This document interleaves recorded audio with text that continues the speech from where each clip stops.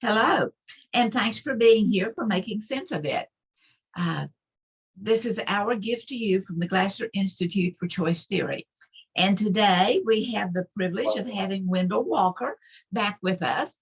And he is looking today at quality schools, some potpourri to make it, smell even better than, well, anyway, just potpourri. And this is number 2 that is going to be talking about some more of the qualities of quality schools. So thanks to everyone for being here, and take it away, Wendall. Thank you, Mona. Mona, you want to go ahead and put up that first thing about the Glasser Quality School criteria? There were 2 handouts highlighted.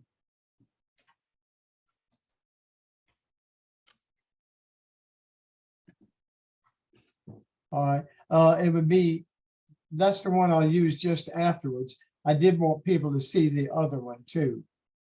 It's okay. Well, you'll have to be patient because I did not realize you wanted both of those. All right, well, I'll just start chatting. I can read it too. Okay, why don't you read it to them? I'll be glad to. Yeah, thanks to Sue and Sharon for updating me on the work of the Glasser Quality School Committee. And originally from way back, we had 6 criteria for a Glasser Quality School. And so they said to me, Wendell, in recent meetings or sometime back, we've reworded those combined, and now there are 5 criteria for a Glasser Quality School. And they were kind enough to give me a set of their handouts that they presented at the conference. So thanks to you two, a very nice PowerPoint thing. Let me just read these all. So a Glasser Quality School, these are the criteria for a school to reach that status. 1, a Glasser Quality classroom is a joyful place where a positive, supportive learning and working environment is created and maintained. Joyful is a key word there. Number 2, total learning competency is expected of all students. And students are, I like this, instructionally supported until competency is achieved. We're working away. We're not giving up on you. And as I read through these and the things today on the quality school, I'm also reminded of the core elements of the original 8 steps of reality therapy. We're not going to give up on you. I heard Glasser say in a role play one time, and the person says, why don't you just leave me alone, give up? He says, no, I'm not giving up on you. I'm trying to find a way to connect with you, to get through to you. And so far I haven't done it, but I'm not giving up. And that would be the theme of the Glasser Quality School. Never to give up on a kid, just keep trying. Number 3, all students do competent work as well as some quality work each time. And a definition there is the age-old lettering grades of C's and D's and F's. Those are not competent work. A's and B's. And B is the minimum for competency. Number 4, all students have participated in a classroom environment of choice theory principles and or the Glasser Quality School model. All the kids would be learning choice theory psychology, the needs and the wants and the general axioms and beliefs of it. Those are all user-friendly, even for elementary school kids. Number 5, students and the teacher do well on measurements of learning and school performance. So you can't just jump out there and do your own thing and ignore reality. Again, a flashback to the core principles of reality therapy. I've got to deal with reality. I don't have to deal with it, but it's there. And so the reality of the school, the classroom teacher, is that there are guidelines from the county, from the state, from the federal government to follow. And if I don't do that, I don't have a job. can't make an impact. So the skilled people figure out how to address those things without being constricted into kind of a narrow thing here. So those are the 5 new criteria. I thank you all for that. I have 3 handouts. We're ready for that handout, that potpourri handout. Now, Mona, potpourri 2. There it is. There we go. And all right, what I'm going to do, I'll give you a hint. I think I'm going to go left to right, and then down. Like last time, I think I went down one column and back another, but I'm going to go left to right in a minute. I'm going to read to you from Glasser Quality School Potpourri number 1. I didn't put it on 2, and then there's a 3. From number 1, I wrote, these ideas that we're going to see on this page come from Dr. William Glasser, his books, his presentations at conferences for a day with Glasser. These ideas come from other instructors, educators, and myself. I've made some contributions too. They represent some of the possibilities for a quality school program. And so here's how I see myself. I'm quite competent in choice theory and reality therapy and Glasser's works. I'm fairly competent in the Glasser quality school model. I've never been a classroom teacher. I've been an educator and a trainer, adult educator and trainer, but not in the classroom. So if I got a call from, right now it's summer, and I got a call from Pinellas County Schools saying, Wendall, we understand you're with the Glasser Institute. Would you come over and do 2 hours during our in-service training before school starts about the Glasser school model? And I'd say yes, and I'd have handouts for them, and I would take several of these. I could do a very good job on introducing the ideas, the choice theory concepts, and the principles and what have you. If they said, well, this is exciting, we want to find money and do training, I said, I can help you set that up.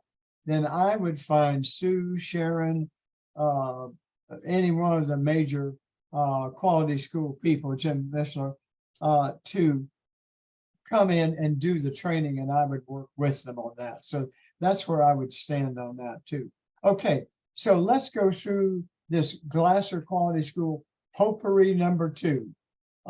For the well-versed person, all of these would be automatic in their repertoire. For the new person, there'd be quite a bit of new stuff. Starting off, Glasser believes that if we're asking kids to attend to something in the classroom, that it needs to be useful, and that it needs to have intrinsic benefit. Why are we doing this? Not because I said so, or because it's a requirement. Does it have some usefulness? And of course, Glasser, I may get to this later, talks about schooling, his use of the term schooling. And that's a lot of rote memory and things that are required by the system that don't really help people go out in the world too. But later we'll talk about some of the different skills that he focused on. We want to help students to help themselves. A lot of you have seen, educators have used this 4-square matrix thing, Dylan Levy, Alice, a 4-square thing, and especially starting with little infants, we do things to them, then we do things for them, and then we do things with them, and then the word is alone. Then we expect them to work alone, and we're available. And so in this case, we're helping people to help themselves and not doing for them all the time, and not ignore them and say, well, just figure it out, whatever. Coming back left, creativity is appreciated. I can imagine what we're talking about here is a system that believes in is predicated on the idea of people being internally motivated and controlled, internal locus of control. Glasser never used that term, as opposed to being controlled by external forces or events or other people. Okay, so creativity is appreciated. In an external control world, people don't want to hear creativity. They tell you what to do, you do it, you either get credit or not. In the Glasser Quality School environment, come to the right side, students teach each other. Maybe one student seems to do better in one subject or than another, and say, well, Larry, Joanne seems to get a good handle on this. Would you be open to Joanne sharing what she knows? And so you get Joanne and Larry paired off in a small group, and she teaches, and then another time we get Larry to teach something. And one of the things that's a way to lock things into our memory and internal use is when I hear it and get exposed to it, is turning around and saying it to somebody else, like telling a joke and that sort of thing. So students teaching each other. Certainly parents are invited and welcome in the school. And the school says that to them. Sometimes they're going to be surprised on that. In the first Glasser Quality School, Huntington Woods Elementary in Wyoming, Michigan, a suburb of Grand Rapids, they had 100 to 150 hours of parent volunteer time per week. Parents were calling up and say, I just wanted to talk with you and find out what's going on there. Well, how do you mean? My kid is excited about school. He or she's never been excited about school. First of all, they may be suspect. Are you drugging them or what? But anyway, the parents become excited about being a part of it. And if you've got a lot of hours of parent volunteer time, you've got time to do stuff that you would not have otherwise. They'll help with projects, monitor, and what have you too. You invite people from the local community to come into the school. Some of the community service organizations, sororities, fraternities, Lions, what have you. You invite them to come in and see what's going on. Certainly, a critical part of the Glasser Quality School would be support for moving away from and trying to eliminate the disconnecting habits. We called them at one time the caring. What was it? The term? I forgot. Deadly habits. Huh? Deadly habits. That's right. And one of those is being judgmental. And so there's a focus on teachers becoming non-judgmental. Oh, and let me say this ahead of time. As I go through this, if you would make a note on something that you'd like to expand on later, I invite that wholeheartedly. I particularly would be interested in hearing some of the others who might still be around later on, talking about portfolios, student-led parent-teacher conference, and appropriate teacher sharing in the classroom. Some people don't tell kids anything, some tell maybe too much, but especially those. And if you have some other things you want to add in, make yourself a written note or up here, and then come back in with that. Or if you have a question to clarify, bring that back in later.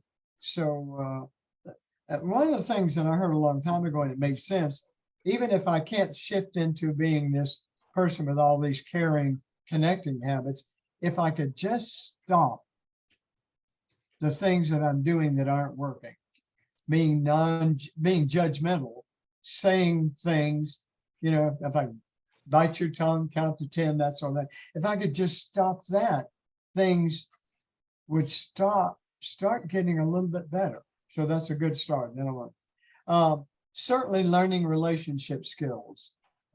Probably a great many people, especially at the elementary level, are in education because they love kids, they love kind of helping, and they may have very good relationship skills. Even there, they could have some gender or racial ethnic biases that they're not aware of. Students are involved in decision making. in the classroom. We've got 3 things to do today. Which one do we want to do first? Rather than saying, okay, get your book out, we're going to page 17. Which one do you want to tackle first? And letting kids be involved in that.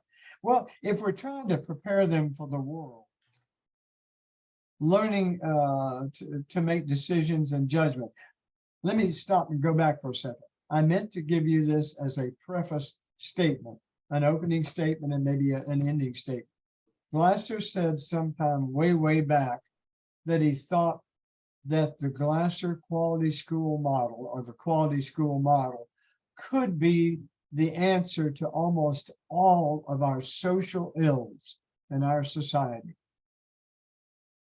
And if you think about kids going to school in a quality school environment, respecting each other, respecting the teachers, getting the idea of being a lifelong learner, getting the idea of competency as a minimum and quality expected, and helping each other and caring for and not being disrespectful. And these are people that are going out into society as major contributing members. That's the goal. And you can just see this when you visit the quality school, the St. Patrick's School in Norfolk and other places. And Ashby Kendler, the school in the Murray High School. All right, student involved in decisions, teachers respecting each other. If that's not happening, that's probably a management issue there. Setting up things in meetings and asking people to be involved, and then showing respect yourself for the teachers and so forth. Kids see the difference in that.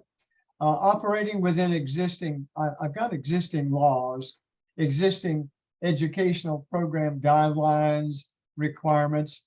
I guess, I know it may be a little bit stilted, but I've heard stories that on, October the 14th, you're expected to be on chapter 3 or page 14 of the book, whatever, those kind of things. And if somebody came in, so I've got to operate within that reality if I want to keep a job and keep people off my back, and then still expand to do these other things. Students feel connected to other students. A lot of kids, Glasser said way back, I guess if we went into any typical classroom today, we might learn that there are 2 or 3 of them that are just, they're loners, they're by themselves. They don't feel connected to the majority of students and faculty. And that as long as they're quiet and not throwing chairs or disrupting, a lot of people are happy to, not happy, but content with letting that kid just to sit there and do nothing. The teacher in the Glasser Quality School is not doing that. They're looking to get the kid involved, connected, help the kid learn how to connect with others. Critical thinking skills. I guess there's math, reading, writing, speaking, and thinking and decision-making skills are the core things that Glasser would focus on. Educators can do a better job than I can of talking about what those might be, but as opposed to just force feeding, a lot more question asking than telling, and asking kids to start thinking, what do you think you might do this? If we don't know, where do you think we could go to find out if a person wanted to? Then you're inviting them to start thinking and figuring things out too. Students feel connected to teachers as opposed to disconnected, or the teacher. One of the famous quotes, I don't know if anybody's got a name on it. People don't care how much you know until they know how much you care. That's a great phrase. Now, we don't have to all be gushy, empathic people like that, but kids can tell if somebody cares about them, even if they're not as friendly and caring and touchy-feely, too. Of course, in a Glasser quality school model, there's a continuing discussion, focused emphasis on quality. And Glasser, you know, merged his reality therapy, his control theory, choice theory stuff with Deming's quality ideas, continuous improvement, and the best we can do. Come back down just a little bit, Mona. Let's see. I didn't need to jump ahead. I guess a little bit more down. No. Okay, there we go. I'm good. Yeah. Continuing discussion about quality. What is quality? And I use an example, even though I don't fully know what I'm talking about, but that doesn't keep me from plugging away. A kid that's not particularly interested in doing much work and about quality, especially quality work, that kid knows if they spend $30 on a video game and it's not quality, and they can be critical of that, and they know the difference between non-quality and quality. They just haven't been exposed to, encouraged, taught, invited, and supported, what have you, to develop the quality mentality in their schoolwork. In a Glasser quality school, there would be a follow through on plans. One of the, it's not funny. I don't know why I'm chuckling exactly. Teachers that give homework,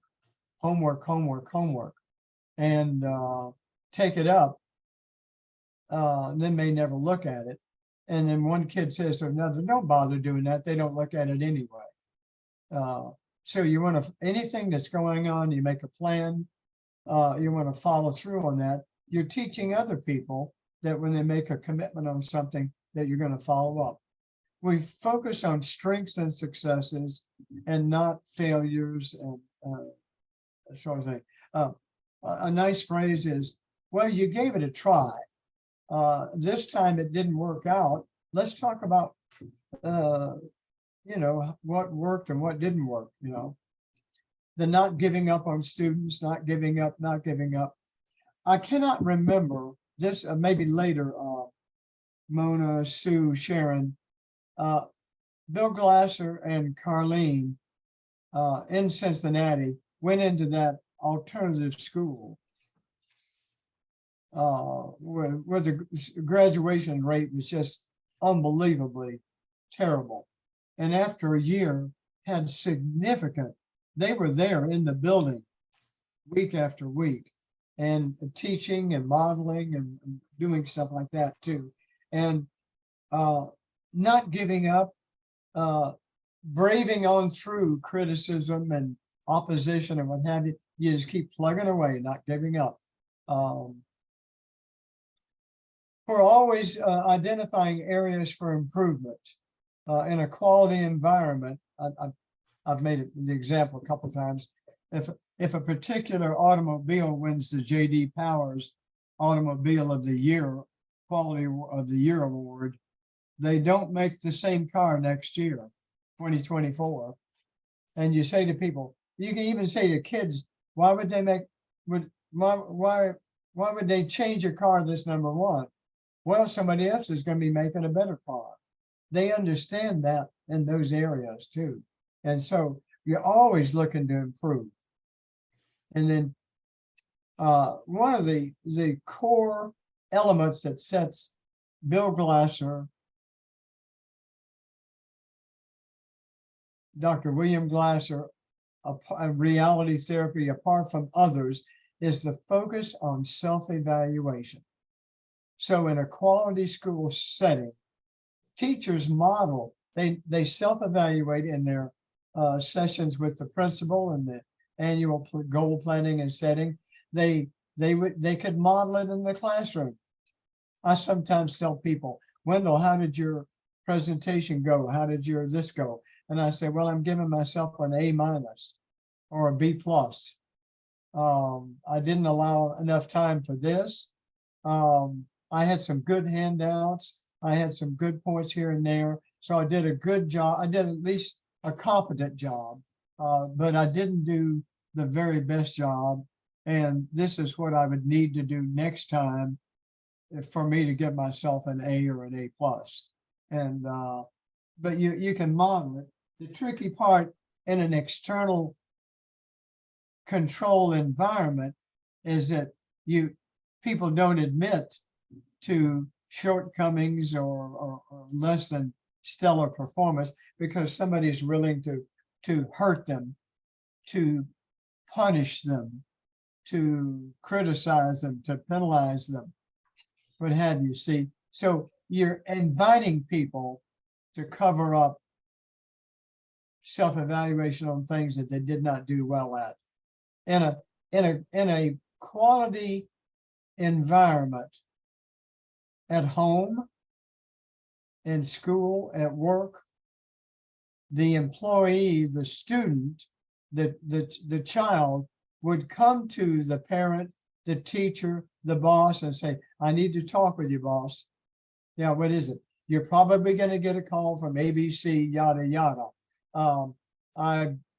I dropped the ball on blah, blah, so-and-so, and here's what I'm proposing to the way we make that better. So the boss is not caught short. The teacher is not caught short, that sort of thing too. The principal is not caught short. You're probably going to get a call from these parents, that sort of thing. But we openly self-evaluate, and the better the environment, the more we're willing to do that. In the quality school environment, we set goals. Goals are set by students and teachers, and you can do that openly. The teacher may say, here are my goals for this year. Here's your goals, and you have them in writing, and you go back and review them, and you evaluate progress. Continuing on the right side, no blaming, complaining, or criticizing. Those are, I think, the first three on the disconnecting side. And again, Glasser talks about, if I could just stop doing that, even if I don't know how to support or praise or acknowledge or whatever, if I could just stop these things would get better. I talked the use of portfolios. So I'll invite somebody else's comments on those, but I guess, and now remember, these are some of the things that could happen. Maybe not every school is using, or every classroom using portfolios. I don't know. There's not an absolute on these things, but kids start putting maybe a paper they wrote or a project they did, and they a memo for record. It's like you're building your resume. Later on, you can say, well, what I guess the competition for college is phenomenal. So you want to show what you've done in the community, what you've done for yourself, whatever, and the portfolio is kind of like a resume building thing for a student. What have you got? What have you done? What kind of evaluation did you give yourself? Could you do better? Lessons learned. Oh, I'm coming back here. I'm back up. I'm jumping down. Teachers, teaching, helping each other. I think I meant teachers. Teachers, I need an edit done on that. So as much as you edit, sometimes it's easy for something to get through. Teachers helping each other. Sharing school successes with this community is big. Criteria for effective planning. That goes right back to the 8 steps of reality therapy and the criteria for a good plan. Simple, specific, immediate, doable, repetitive, replicable, that sort of thing. Not too much at one time, not overwhelming. Schools, Glasser Quality Schools typically have developed community partnerships. I need to move along with different organizations, businesses, what have you. Teachers are involved in school decisions, not just a unilateral thing from the principal. They'll always focus on lessons learned. What did we learn from that? What worked? What didn't work? And what could we do differently? Again, along with the creativity and openness to new ideas and methods. teachers evaluating their own performance, just like they're asking students to. That would be the teacher with the principal especially. Students start to learn, and a lot of them bring this from home, but they start to learn even more the value of learning. Now, if you're learning something useful, that becomes an easier deal. If it's useless, you know, I had in my time in high school, we all had to memorize all the presidents of the United States. You only need that on Jeopardy right now. Celebration of successes, not always rewards and automatic setup, but even creative things. Well, we did well. What do we want to do about that? Well, let's do this, let's do that. Clear expectations and directions. Young man, you got to straighten up and fly right. So, Bobby, what are you going to do? I don't know. I guess I'll stand taller and I'll flap my arms. You know, what the heck does that mean? So specificity and expectations and directions too. Always opportunities for improvement of work. Even if you've gotten a B and you're competent. Yeah. Joanne, if this is good work, I'm really pleased with this. This is fun to read. Your paper would have it. Let me ask you this. If I gave the paper back to you, I haven't put your grade in cement yet, and gave you an opportunity to talk to some other people, do some more research, and edit and write it, and maybe shoot for an A. Would you want that opportunity? In a Glasser quality school environment, kids are going to take that opportunity more often. Even if you've done well, an opportunity for improvement of their work. Avoiding the use of external rewards. Maybe some of you, the Alfie Cohen book, rewarding to control, that sort of thing too. If some of you might come in and say something more about that. You can also, in terms of the individual evaluation, you can have the group evaluating without names, whatever. How did we do as a group? What could we do better? Creating a positive learning environment rather than negative and dirty looks, so to speak, and criticism and rolling your eyes and that sort of thing. Giving and receiving feedback. Some of you might mark that down to come back and comment on later on. There are people who, like in training, the instructor sets up a role play and you got a role play helper. It could be the principal with a teacher, it could be a counselor with a client, and afterwards giving feedback. Well, do you just automatically give feedback, or you ask the person to self-evaluate first of all?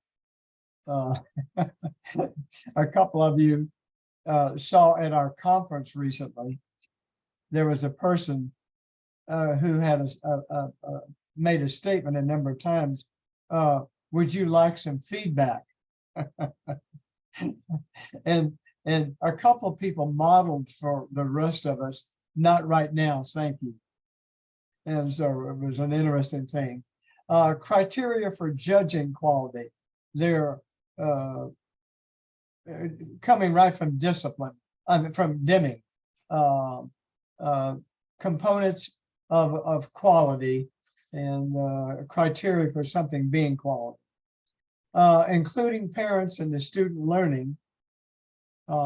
Teaching parents would, I don't know if I have it on here anywhere, but maybe in Potpourri 1 or 3, you look for opportunities to teach the parents choice theory and the quality ideas. It could be an assignment or an invitational assignment for the student to take on things. Some of you may be familiar or not. Glasser developed a drug education program with a video Sam's Brain and workbooks for the classroom and for students that take home. And the assignment was for the student to take the workbook home and go through the lesson for the day for 20, 30 minutes, teaching the parents about needs and wants and that sort of thing. In a Glasser quality school, certainly increase confidence and self-esteem for the teachers, for the students, even for parents to feel better about their kids and their involvement too. Cooperative learning teams would be an absolute must. Some of you can say more about that. Sometimes there's an assignment of roles. Would you be the manager? Would you be the clarifier? Would you all identify somebody to report back to the larger group? And you would switch those roles around different times so people learn all those things. The learning of self-discipline would be critical. This is what people need out in the real world. And so in this kind of an environment, there would be a lot of that. It would be modeled, it would be learned, it would be supported. Practicing skills, not just knowledge. Could you demonstrate for us how to do the electric slide? Could you show us how to break dance? Could you show us how to shoot a free throw? Could you show us how to do a knitting, needle? Show us how to cook something. Teachers model quality work themselves. The use of circles and roundups, class meetings, circles, roundups. That could be in a large group or small group too.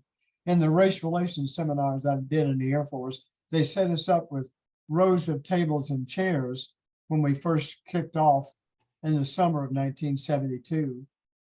They set a classroom up for us. Fairly quickly, somebody suggested, or I figured out, that people were sitting on the back row, the pew in the back of the church. So we took out the tables, we put all the chairs in a circle. Everybody was on the front row then. Sharing self-evaluations, okay, the teacher, the student. Anybody care to, we talk about self-evaluations, anybody care to share their self-evaluation with the group? There would be people that would start doing that. Lots of opportunities for student leadership and activities in the classroom or what have you. They're learning to be leaders, they're learning to be teachers. Regular review of goals and progress.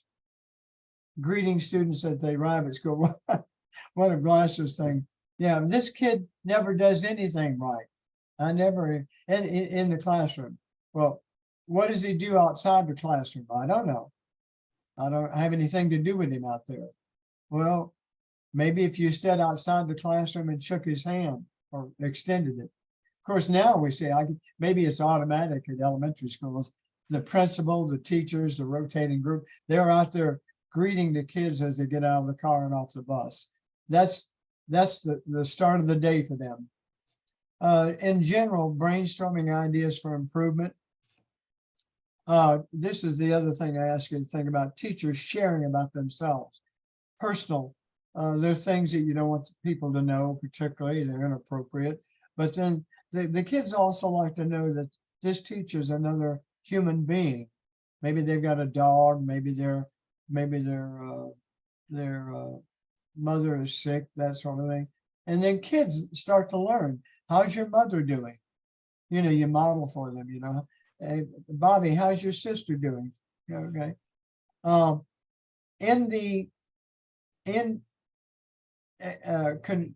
Choice theory environment versus an external control environment, there's more asking of people and less telling and directing, more asking. Teachers getting to know the students personally, a little bit about them, realistic goals and plans. Students help develop rules and guidelines. Somebody might comment about rules. Years ago, you'd go into a classroom and there'd be a sign on the wall, classroom rules. That may be a thing of the past. It may not be rules. I did hear way back, rather than have that up there, that when the kids come in, they say, let's talk about how we want to get along with each other, and guidelines for cooperating or what have you, and let the students develop it and pare it down and edit it, and then finalize a chart on the wall. It certainly needs to be a physically safe environment in a lot of different ways. You don't want kids in there that are potentially dangerous to others. Dr. Lois Napton did a magnificent presentation at the St. Louis conference about a psychologically safe environment and what that promotes and what the opposite does not promote. That was very, very good. And that was all. She said she didn't talk that much about survival. All right, my time is up. There we go. All right. He's back. Okay, thank you, Wendell. Thank you very much. And really appreciate all of you that are here, and we will close the airways and there can be additional conversations.